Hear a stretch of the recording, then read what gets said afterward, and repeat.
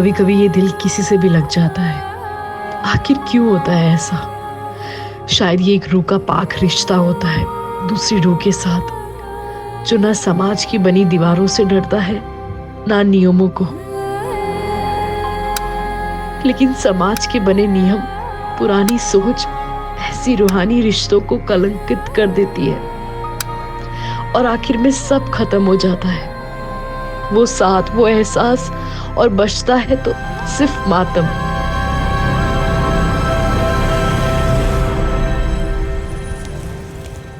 अब्दुल काका।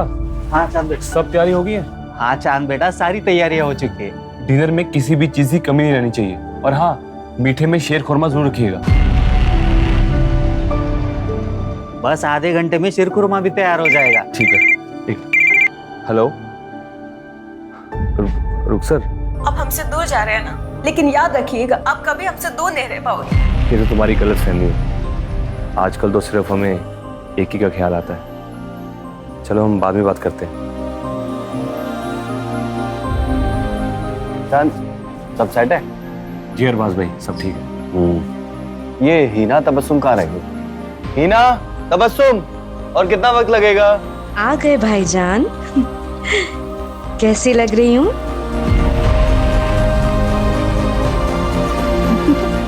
भाभी,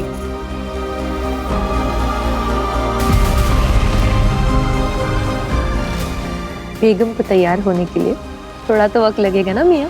और कितना वक्त नहीं है?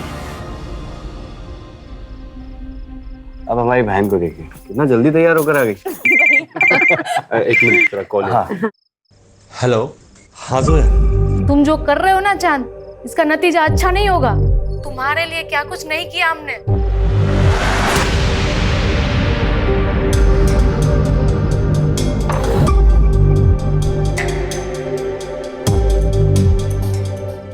हेलो। हाँ जोया। अरे एक मिनट सांस तो ले लो। ऐसा कुछ नहीं जैसे तुम सोच रही हो। एक मिनट बाद में बात करते हैं। हेलो। हाँ डिम्पी। हम अपनी जान दे देंगे चांद, अब मुझसे बर्दाश्त नहीं होता। अरे प्लीज अब नहीं यार, फंक्शन होने में कुछ ही देर बाकी है। तुम पर भरोसा करके मैंने बहुत बड़ी गलती कर दी। अब रुको, हम बाद में बात करते हैं।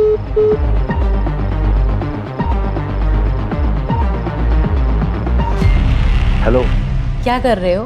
तैयार तो होगी तो एक फोटो ही भेज दो। अगर हमारे होने वाले शौहर को पता चला तो? प्लीज प्लीज प्लीज जान, एक फोटो। आपको ना थोड़ा इंतजार करना पड़ेगा। अच्छा चलो हम रखते हैं, बारात आने का टाइम हो गया है। ठीक।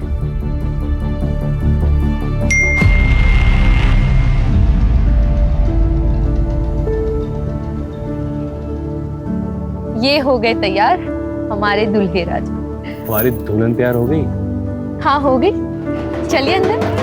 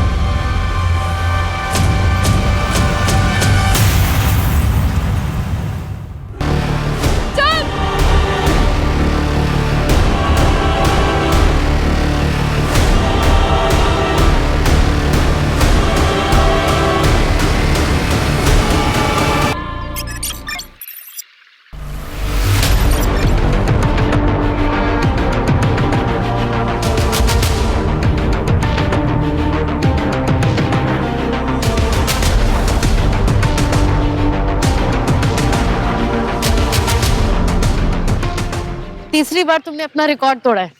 Well done.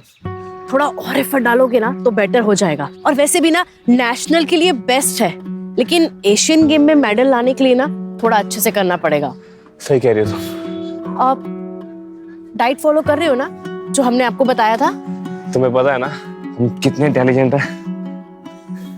अच्छा, वो कैसे? वो ऐसे कि हमने अपने न्यूट्रिशन से प्यार कर लिया। अब सारी जिंदगी फिटनेस की टेंशन खत्म। अच्छा, लेकिन हम सीरियस हैं। हम चाहते हैं कि आप अपना स्टेमिना बढ़ाओ एशियन गेम के लिए, और बहुत जरूरी है। तुम्हें मेरे स्टेमिना पे शक है तो एक बार हटो।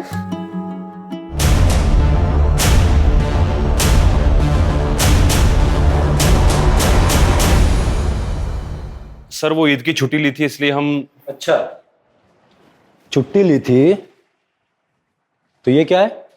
सोशल मीडिया पर ये वीडियो चल रहा है। डीएसपी साहब ने ऑर्डर पर बुलाया तुमको। पुलिस ट्रेनिंग ग्राउंड पर ये सब करोगे? एक मिनट, डीएसपी साहब ने ये वीडियो कैसे देख ली? क्या सारा दिन इंटरनेट पे वो सर्फिंग करते रहते हैं? क्या कहना चाह रहे हैं? देखिए सर, हम सब अच्छे से जानते हैं, अगर आपकी कोई हमारे से प्रॉब्लम है तो खुल के बताइए। ऐसे खेल मत खेलिए। दोस्ती और दुश्मनी सब खुल के करते हैं हम। और ये मत भूलो कि हम तुम्हारे सीनियर हैं। बस इतना कह रहे हैं कि दोबारा ऐसा नहीं होना चाहिए, समझे? जा सकते हो। जी, लेकिन एक बात याद रखिएगा, आप हमें चाहे कितने भी नापसंद करते हो, ऐसे छोटे मोटे बहाने करके आप हमें सस्पेंड नहीं करा पाएंगे। कुछ बड़ा ढूंढ के आइएगा।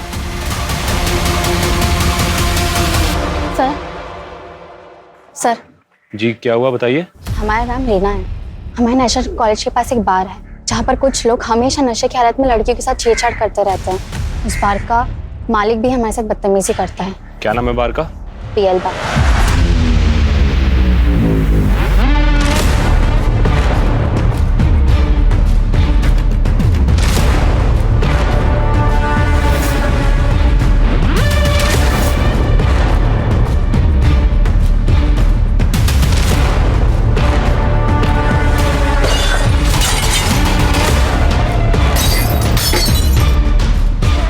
ये दिमाग खराब है क्या तेरा? हाँ, इस बोतल का दाम क्या तेरा बाप भरेगा? मेरे बाप की छोड़, अपने बाप दादा को याद कर ले।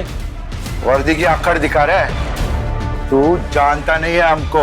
कुछ दिन अंदर रहेगा ना तो अच्छे से जान पहचान हो जाएगी। यहाँ बार खोलकर गुंडागर्दी करता है, लड़कियां छेड़ता है। चल बाहर।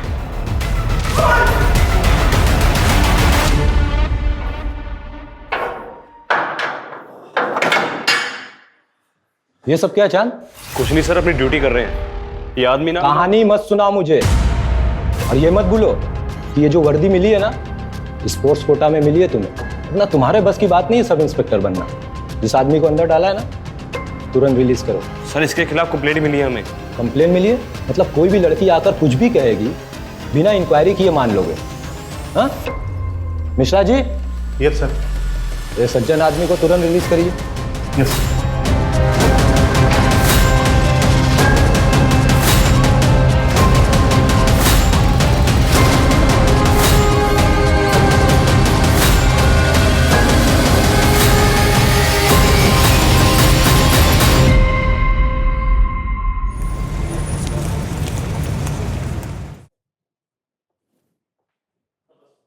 चलिए निकलिए मेरे घर से। आपकी हिम्मत कैसे हुई यहाँ आने की? हाँ निकलिए। तबस्सुम, मैंने आपसे कितनी दफा कहा है मुझे नहीं आना आपके साथ घर वापस। मानते हैं हमसे गलती हुई, लेकिन नाराजगी छोड़ो और हमारे साथ चलो। कब तक ये मायके में पड़ी रहोगी?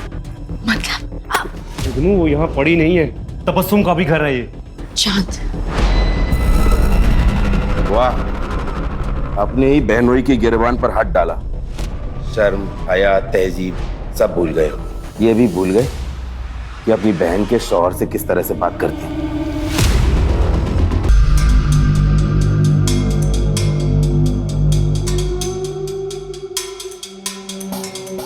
क्या है ये सब?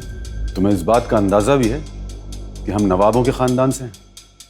हमने ख्वाब में भी नहीं सोचा था कि हमें इस तरह की बेहूदगी देखने को मिलेगी कभी। वो लड़की न तो हमारी कौम की है और ना ही हमारी बराबरी की है। ये रिश्ता तो हरगिज नहीं हो सकता। निकाह तो हम नैना से ही करेंगे। फिर तो हमारी लाश पर से गुजर कर करना होगा तुम्हें ये निकाह। अब्बा, बुरा ना मानिएगा, पर आज दुनिया बहुत आगे बढ़ चुकी है और हमें चांद को अपने फैसले लेने का हक देना चाहिए।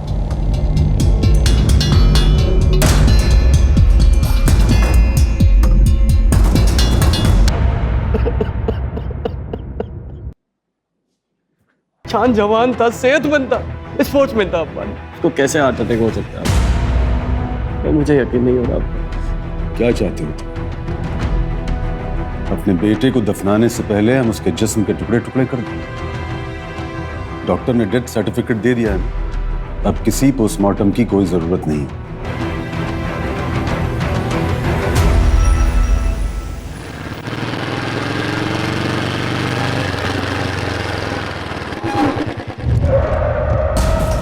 ए, कौन हो तुम लोग?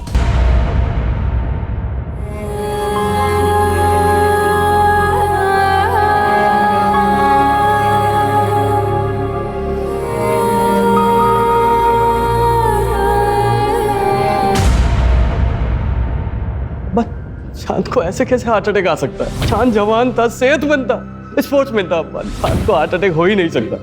मैं यकीन नहीं कर पा रहा हूँ। अब्बा, हाँ बेटा। अब्बा आप दिल के मरीज हैं।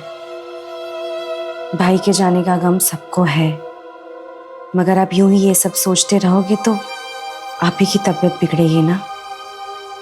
अब ये सब सोचना बंद कीजिए और ये लीजिए दवाई।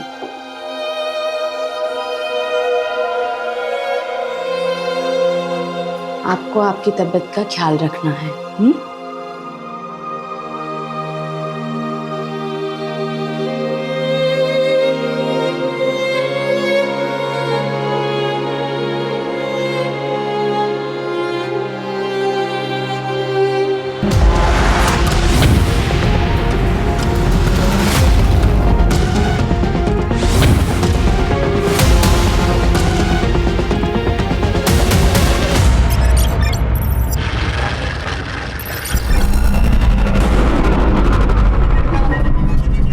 जी कहिए। मेरा आज इंटरव्यू है, मुझे देर हो रही है। मुझे अगले आईटी चौराहे तक उतार देंगे? भाई बैठिए।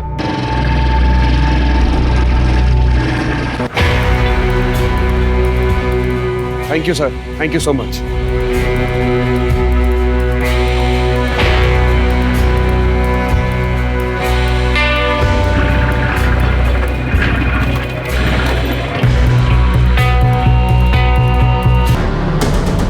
क्या हो गया इसको? ये बोल रहा है किसी ने कुछ चुभोया है इसे। ऐसे मुंह देखता रहेगा, इसको अस्पताल भी लेके चले। आई एम सॉरी, पर ये नहीं रहे।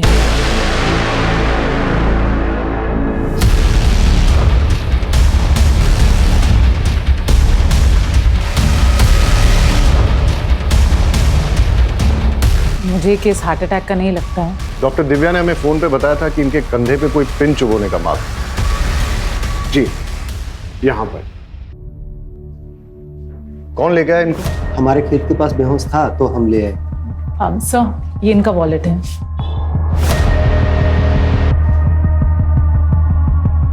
नवाब अरबाज कुरैशी, उन्नाव। फैमिली को इन्फॉर्म करो और बॉडी को पोस्टमार्टम के लिए भेज। Right sir. हम नवाबों के खानदान से हैं। पूरे उन्नाव में हमारी शान थी, लेकिन एक झटके में हमारा पूरा कुनबा बिखर गया। पहले छोटा बेटा चांद और अब अरबाज। हमारे अरबाज चांद से बेहद मोहब्बत करते थे। उन्हें यकीन ही नहीं हो रहा था कि चांद को हार्ट अटैक कैसे आ सकता है। अरबाज को ऐसा क्यों लगता था कि चांद की मौत हार्ट अटैक से नहीं हुई है? शायद वो अपने भाई की मौत के सदमे में था। उसकी किसी के साथ कोई लड़ाई हुई थी या दुश्मनी थी? नहीं। मैं बड़े भाई अरबाज के बारे में पूछ रहा था। जी नहीं थी। वो लखनऊ में क्या कर रहा था? उन्नाव में हमारी सीमेंट की फैक्ट्री है और लखनऊ में उनके क्लाइंट्स। शायद उसी सिलसिले में आया होगा। इंस्पेक्टर साहब, हमको लगता है कि हमारे अरबाज का जरूर कोई दुश्मन होगा, क्योंकि जब कुछ दिन पहले वो घर पे आए थे ना, तो किसी ने उन्हें बहुत मारा था। सर, जब अरबाज पर अटैक हुआ था उसी समय मैंने उससे कहा था कि पुलिस स्टेशन में आकर एक FIR कराने के लिए आप ना पुलिस स्टेशन आ जाइए और आकर एक FIR लिखवा दीजिए, लेकिन वो आया ही नहीं। बेचारा अपने भाई चांद गिर रहा हार्ट अटैक से। चांद एक नेशनल लेवल एथलीट था, सब इंस्पेक्टर था और उसकी फैमिली बोल रही थी कि एकदम फिट था। अब उसका इस तरह हार्ट अटैक से मरना कुछ समझ में नहीं आ रहा है। आजकल तो लोग जिम में एक्सरसाइज करते करते बेवजह मर जाते हैं हार्ट अटैक से। आप ही हैं नवाब साहब के फैमिली डॉक्टर? जी हाँ। आप यकीन से कह सकते हैं कि चांद की मौत हार्ट अटैक से हुई थी? नवाब साहब के घराने की फैमिली हिस्ट्री में दिल की बीमारी है। चांद, अरबाज, उससे पहले उनकी माँ भी 2 साल पहले हार्ट अटैक से मरी थी। ठीक है, आप जा सकते हैं। ठीक है। अर्जुन सर, चांद के पोस्टमार्टम के साथ साथ उसका टॉक्सिकोलॉजी टेस्ट भी करवा। 2 भाइयों की मौत और अरबाज के साथ मौत के पहले मारपीट भी हुई थी।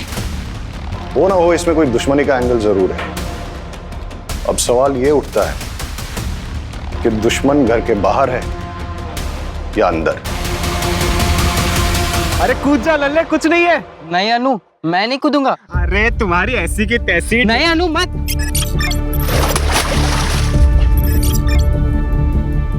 अरे नौटंकी बाज।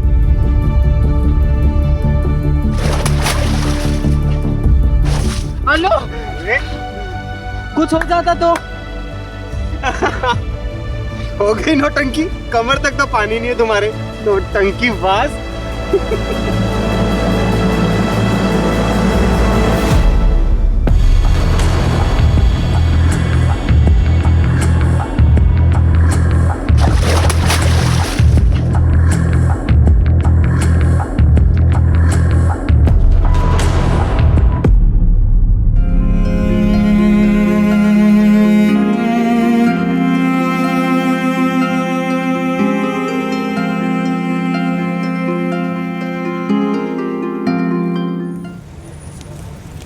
बहुत प्यार करते थे वो हमसे, लेकिन गुस्से वाले भी थे। हम उन्नाव पुलिस वालों को कह कह के थक गए थे कि चांद को हार्ट अटैक नहीं आ सकता है। हम खुद पेशे से न्यूट्रिशनिस्ट हैं, उनके खाने पीने में कड़ी निगरानी रखते थे हम। अभी अभी आपने बताया कि वो व्यवहार से थोड़े गुस्सैल थे, तो उनकी किसी के साथ कोई अनबन जिसके बारे में आप जानती हैं? शायद हमारी शादी, हम दोनों अलग अलग धर्म के थे और इस शादी के खिलाफ बहुत से लोग थे। मेरे कुछ घर वाले और चांद के कुछ जानने वाले लोग। ऑनलाइन तो हमारे रिश्ते का मजाक भी बना। ये देखिए,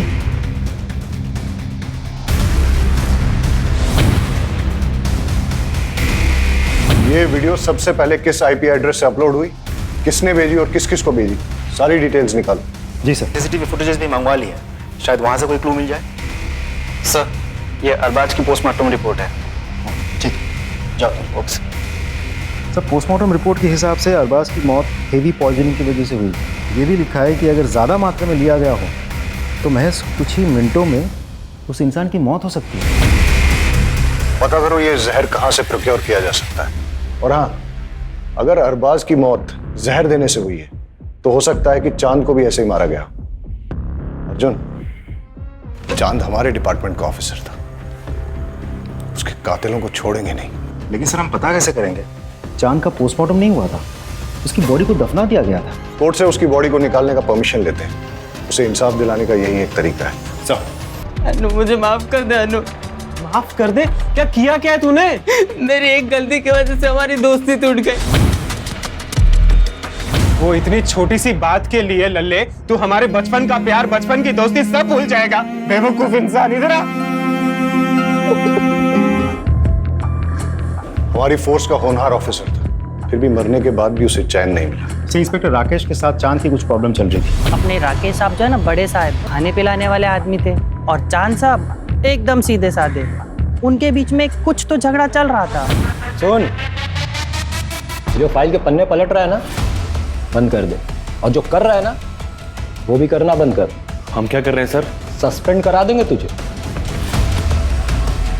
नहीं करा पाएंगे सर।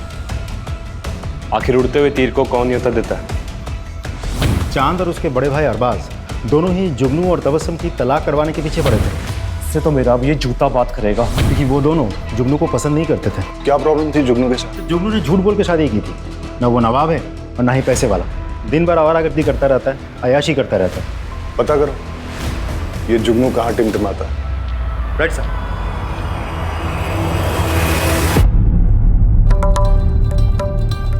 निम्मो भाई, आज ऐसा मुजरा करना कि घर जाने के बाद भी तुम्हारा खुमार ना उतरे।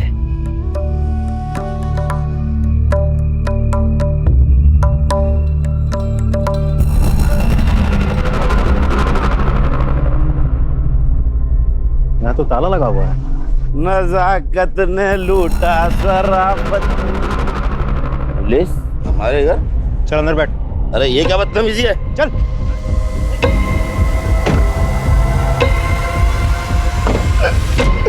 जनाब, हमने कुछ नहीं किया है, बस हमें हमारी बेगम हमारे घर में चाहिए।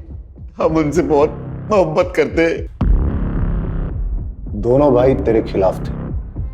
चांद जो कि पुलिस ऑफिसर था, पहले तूने उसको मार दिया और साथ ही साथ नवाब साहब की प्रॉपर्टी का एक हकदार कम कर दिया, और फिर मौका मिलने पर उसके बड़े भाई अरबाज को भी रास्ते से हटा दिया तूने। तो तेरा तलाक भी नहीं हो सकता तबस्सुम से। लाहौल में लकूवत, हम उनका खून कैसे कर सकते हैं साहब? तो चांद की पोस्टमार्टम रिपोर्ट आ गई है, उसे भी वही जहर दिया गया है जो अरबाज को दिया गया था। दोनों भाइयों की मौत से सबसे ज्यादा फायदा किसको हो सकता है? सर मुझे तो लगता है हमें जुगनू पर नजर रखनी चाहिए। तो रखो। और कुछ पता चला? सर हम अरबाज का कॉल रिकॉर्ड चेक कर रहे थे, पता चला कि वो एक सीबीआई ऑफिसर के साथ टच में था, नाम है सदानंद भोसले। अच्छा, भोसले साहब से अपॉइंटमेंट लो, मिलते हैं। सर तुम्हारे सोशल मीडिया का पेज नैना और चांद के खिलाफ हेट स्पीच से भरा है। क्यों भाई, क्यों किया ऐसा? सर मैंने लिखा और वो वीडियो भी वायरल की।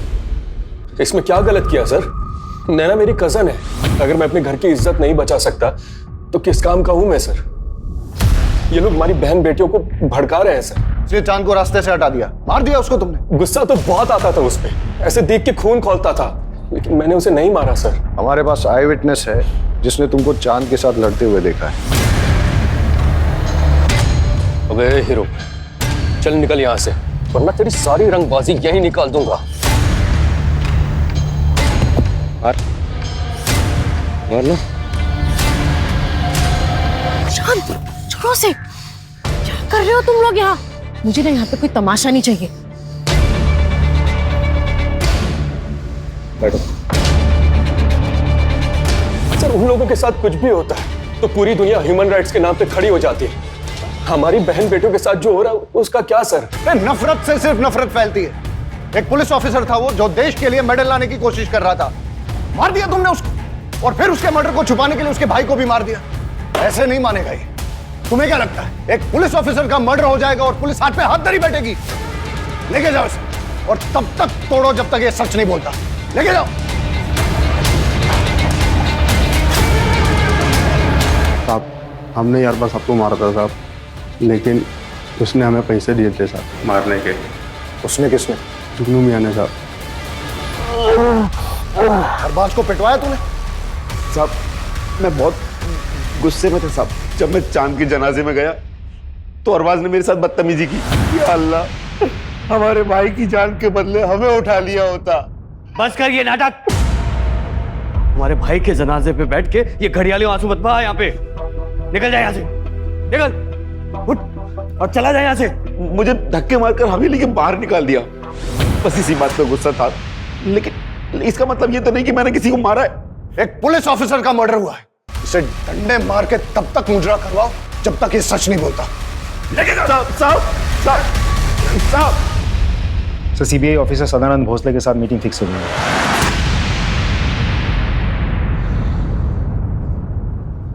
अरबाज ने मुझसे बात की थी, वो चाहता था कि उसके भाई के मर्डर की इन्वेस्टिगेशन सीबीआई करे, लेकिन सीबीआई ऐसे किसी केस को कैसे ले सकती है? मैंने उसे लोकल पुलिस स्टेशन में जाकर एफआईआर दर्ज कराने की बात की थी। सब इंस्पेक्टर चांद का मर्डर केस काफी पर्सनल है सर हमारे लिए। एक पुलिस ऑफिसर को मारा गया और उसके बाद उसके बड़े भाई का भी मर्डर किया गया, और अभी भी हमारे हाथ में कोई ठोस कड़ी नहीं लग पाई। Anyways, thank you.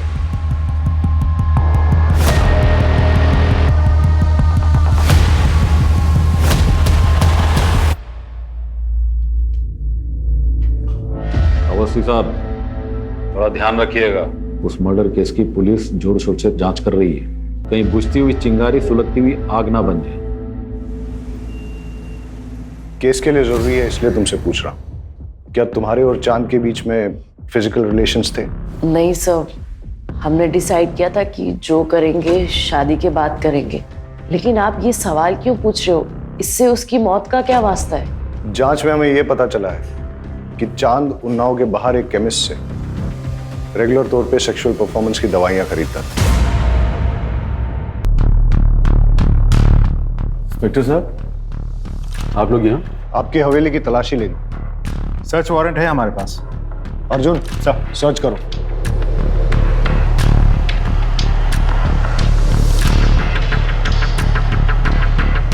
और कितनी तकलीफें पहुंचाएंगे हम? जाइए यहाँ से, अकेला छोड़ दीजिए हम सब, बंद कीजिए ये सब।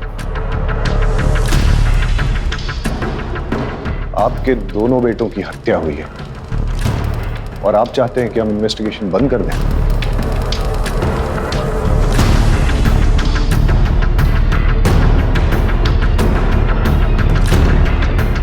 सर, चांद के कमरे से ये मोबाइल और ये फाइल मिली।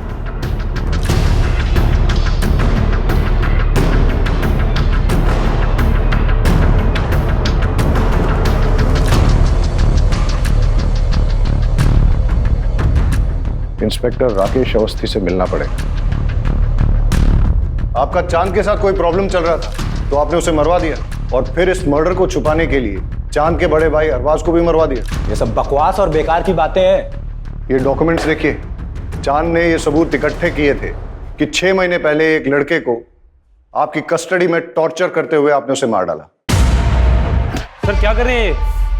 अगर इसका लाइसेंस एक्सपायर है तो अगर इसे जान से मार देंगे। तुम मेरे बीच में टांग अड़ाना बंद कर, निकल यहां से। मैंने कहा निकल यहां से।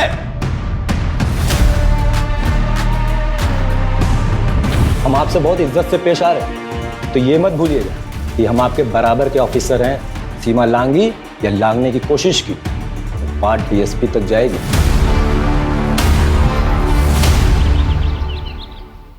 वहीं रुक जाओ, वहीं रुक जाओ। अगर हमारा बेटा तुम्हारे प्यार में नहीं पड़ा होता ना, तो आज वो जिंदा होता। अगर आपने अपना बेटा खोया तो मैंने भी अपना प्यार खोया है। कुछ नहीं खोया है तुम, लेकिन हमने अपना बेटा खोया है। और हमें तो कभी कभी लगता है कि तुम्हारे घर वालों में से किसी ने हमारे बेटे को। अब वो आपकी तबीयत खराब हो जाएगी। आपको जो लगता है लगता रहे, बाहर के लोगों को भी ना बहुत कुछ लगता है। आपने तो चांद का पोस्टमार्टम भी नहीं होने दिया ना। बदतमीज, निकल जाओ यहां से। आज के बाद कभी भी मेरी बेटी के आसपास भी दिखाई दिया ना तो जान से मरवा दूंगा। रिद्धि से प्यार करते हैं हम, आपको जो करना है वो करिए। ये ऑडियो फाइल अमर की iCloud स्टोरेज से मिला है और साथ ही उसकी और आपकी बेटी रिद्धि की बहुत सारी फोटोज भी मिली। और क्या मिला? और एक वीडियो भी मिला है जिसमें अमर ने डर जताया कि आप उसका खून करवा सकते हैं। सब बकवास है, झूठ है। ये रही उसकी असली पोस्टमार्टम रिपोर्ट जो आप लोगों ने बदल दी थी।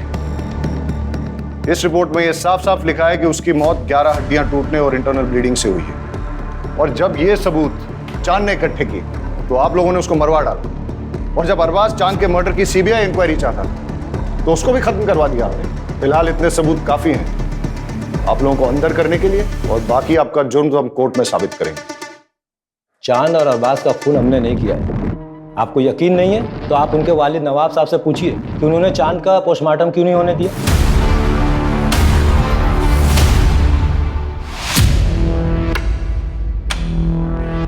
कैसे हैं इकबाल साहब? ठीक है। अभी हमें जब पता चला कि इकबाल साहब को हॉस्पिटल लेके आए तो हमने सोचा कहीं इनके साथ भी ऐसा ही तो नहीं हुआ जैसा इनके बेटों के साथ। नहीं सर, नवाब साहब को सिर्फ दिल की बीमारी है। ये उनकी जो लेटेस्ट रिपोर्ट्स आई है उसके हिसाब से लग रहा है कि बहुत दिनों से उन्होंने अपनी दवाई नहीं ली। मगर अब्बा तो उनकी दवाई हमेशा वक्त पर लेते थे और हम हमेशा उनकी दवाई अपने साथ ही कैरी करते थे।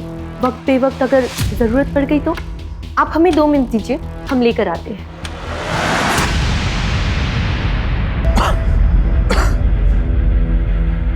नवाब साहब, एक बात हमारी समझ में नहीं आई, आपने अपने छोटे बेटे चांद की बॉडी का पोस्टमार्टम क्यों नहीं होने दिया?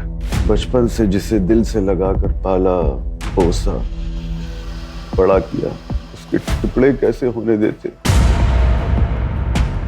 ये रही दवाई। ले दीजिए मुझे।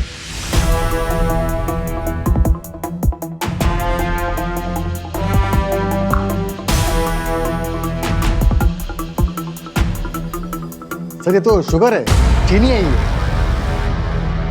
कौन देता था इन्हें ये दवाई?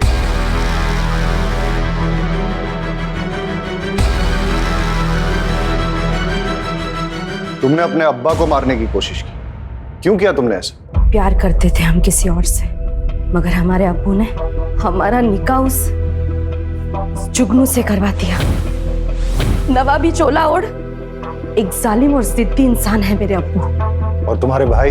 उन्होंने भी नहीं रोका इंस्पेक्टर साहब मेरे अब्बू को। चांद भैया ने खुद के निकाह के वक्त तो किसी की भी नहीं सुनी, मगर मेरे निकाह के वक्त उनके मुंह में दही जम गया था। नफरत हो गई थी हमें उन सब से।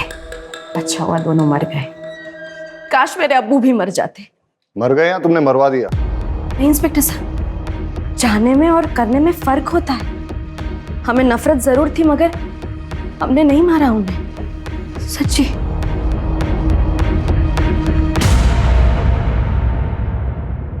चांद और अरबाज के केस में इतने सारे सस्पेक्ट्स हैं। सनी, जुगनू, इंस्पेक्टर अवस्थी, इकबाल कुरैशी, तबस्सुम, हीना, कोई भी हो सकता है। लेकिन सर अभी भी समझ में नहीं आ रहा है कि चांद और उसके बड़े भाई अरबाज को मार कौन सकता है। इनमें से कोई भी हो सकता है, या फिर नैना, क्योंकि जो जितना भोला भाला दिखता है वो उतना ही शातिर भी हो सकता है।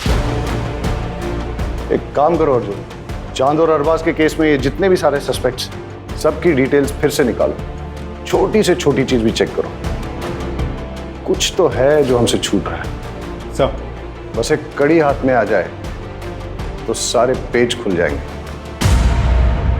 सर बाकी सब तो क्लीन है, लेकिन एक इंटरेस्टिंग बात सामने आई है। पिछले 2 साल में हिना ने अपने बैंक अकाउंट से कोई ट्रांजैक्शन नहीं किया था, लेकिन अरबाज की मौत से 2 दिन पहले हिना के पिता ने उसके अकाउंट में 10 लाख रुपए ट्रांसफर किए थे, और अरबाज के मौत के 10 दिन बाद हिना ने वही 10 लाख रुपए कैश में विड्रॉ किए थे। जी हमने डाले थे पैसे, हिना को पैसों की जरूरत थी। अरबाज के बिजनेस में काफी नुकसान हो गया है, इसीलिए कुछ पैसे की जरूरत थी। कितने पैसे बेटा? करीबन 50 लाख के आसपास। आपने वो 50 लाख रुपए शौहर को बचाने के लिए इस्तेमाल किए या शौहर को प्रॉब्लम में डालने के लिए? मतलब अरबाज के मरने के 10 दिन के बाद आपने वो सारे पैसे निकाल लिए कैश में, क्यों और किस लिए? घर में जरूरत थी इसलिए। हमने नवाब साहब से भी बात की और तबस्सुम से भी। आपने घर पे न तो वो पैसे किसी को दिए हैं और ना ही घर के खर्च के लिए इस्तेमाल किए हैं। कहाँ इस्तेमाल किए वो 50 लाख? सुना है आपने अपने पर्सनल क्लिनिक के लिए नए इक्विपमेंट खरीदे। हाँ तो सर इसमें क्या क्राइम हो गया? ये क्राइम तो नहीं है, लेकिन ये 50 लाख रुपए आपके पास आए कहाँ से? मेरे पैसे हैं, मैंने जमा किए थे। चलिए वो छोड़िए, ये बताइए, आप तो लखनऊ में प्रैक्टिस करते हैं, तो फिर आप जिस दिन चांद की मौत हुई उस दिन उन्नाव में क्या कर रहे थे? जिस ऑटो में आप बैठ के गए थे और आपने जो उसको ऑनलाइन पैसे ट्रांसफर किए थे भाड़े के तौर पे, उसका रिकॉर्ड भी है हमारे पास। और उस ऑटो वाले ने हमें यह बताया कि आप ऑटो में वेट कर रहे थे, जब चांद की बारात आई तभी आपने उसे छोड़ा। हम उस जहर तक भी पहुंच गए जो आपने लैब टेक्नीशियन संतोष सिंह से खरीदा और जिस जहर को आपने चांद और अरबाज में इंजेक्ट किया। डॉक्टर साहब अब तो सच बोल दो, मैंने दोनों का फोन किया। सच आपको हम बताते, जब हमारी शादी अरबाज से हुई तो हम बेहद खुश थे, मगर हमारी खुशी तो सिर्फ चंद पलों की थी। शादी के बाद हमको एहसास हुआ कि अरबाज हमसे प्यार नहीं करते। हमारी शादी को 2 साल हो गया था, मगर उन्होंने कभी हमें हाथ तक नहीं लगाया। हमें उन पर शक होने लगा। एक दिन फिर अरबाज बाहर जा रहे थे, तब हमने फैसला किया कि आज इनका पीछा करेंगे।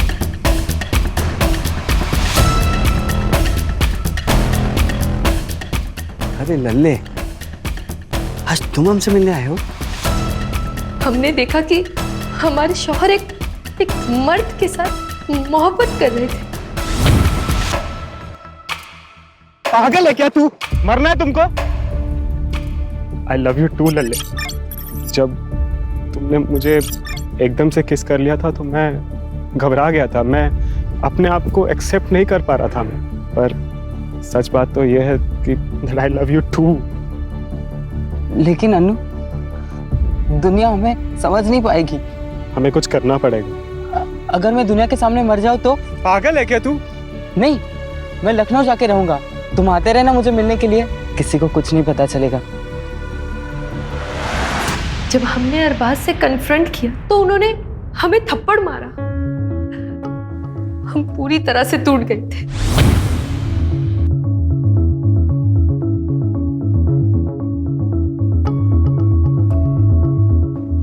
क्या हुआ भाभी, आप रो क्यों रही हैं? तुम्हारे भाई हमसे नहीं बल्कि एक मर्द से मोहब्बत करते हैं। अरे हमको समझ में नहीं आता कि हम करें तो क्या करें। अभी आप रोइए मत। हम बेहद खुश थे। भले ही हम दोनों के बीच में एक छोटा सा रिश्ता बना हो, मगर हमने चांद से मोहब्बत की थी और उसने फिर शादी करने का फैसला ले लिया। ये तुम क्या कह रहे हो चांद? हम तुमसे प्यार करते, तुम ये नहीं कर सकते। हमें छोड़ के तुम किसी और से शादी नहीं कर सकते। हम आपसे प्यार नहीं करते, वो बस एक हमारी गलती थी। हम नैना से प्यार करते और भैया को हम और दगा नहीं दे सकते। ये आपका नसीब है।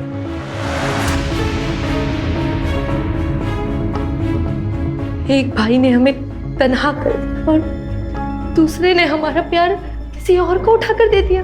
ये देखकर हमारी इतनी ठेस पहुंची कि हमारा दिल पत्थर का बन गया साहब।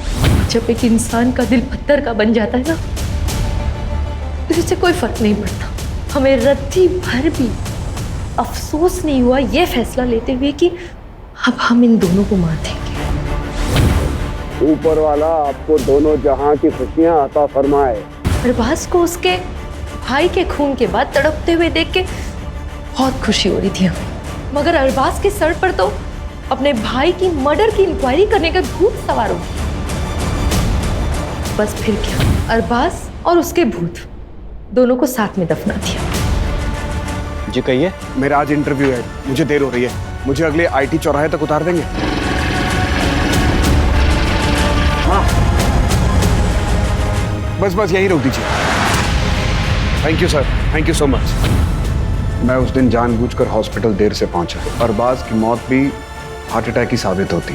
मासूमों का बहाया हुआ खून कभी भी खामोश नहीं रहता। एक एक खून की बूंद गवाही देती है।